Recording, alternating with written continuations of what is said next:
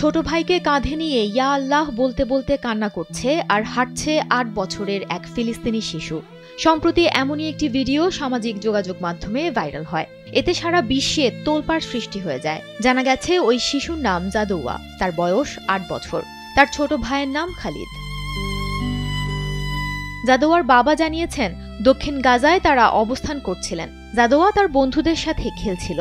ঠিক তখনই বোমাবর্ষণ করে ইসরায়েল বাহিনী।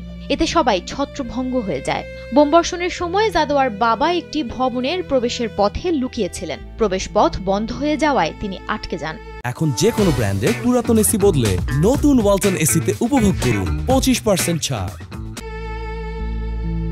তিনি আরো বলেন, বিস্ফোরণ হওয়ার সাথে সাথে জাদৌয়াও দৌড়ে পালায়। এরপর সে তার মা যেখানে ছিলেন সেখানে আসে, কিন্তু মাকে খুঁজে পায়নি। তখন জাদৌয়া দেখতে পায় তার ভাই একটি খোলা জায়গায় বসে কাঁদছে।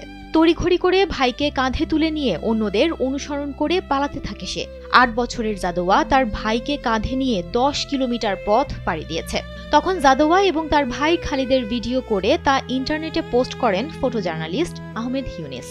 এই ভিডিও ছড়িয়ে পড়ার পর অনেকেই জাদৌয়ার মাকে খবর দেন। জাদৌয়ার মা নোহা মাহমুদ খালিল আবু আরার বলেন, মানুষ তাকে জানিয়েছে ইন্টারনেটে তার ছেলেদের একটি ভিডিও দেখা গেছে। ভিডিও দেখে তিনি কেঁদেই ফেলেন।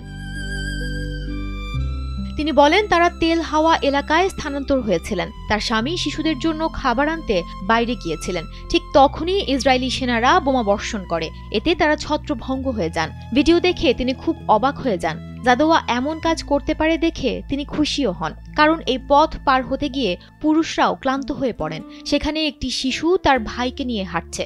জাদৌয়া গন্তব্যে পৌঁছানোর পর সাহায্যকারীরা ৩ দিন খোঁজ করে পরিবারের সবাইকে আবার একত্রিত করেন।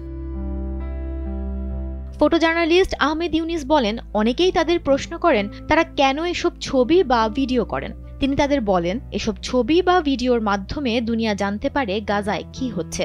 জাদৌয়া এবং তার ভাইকে একত্রিত করেছে একটি ভিডিওই, যে ভিডিও মানুষের হৃদয় ছুঁয়ে গেছে। সুমনা মুস্তফা, কালবেলা।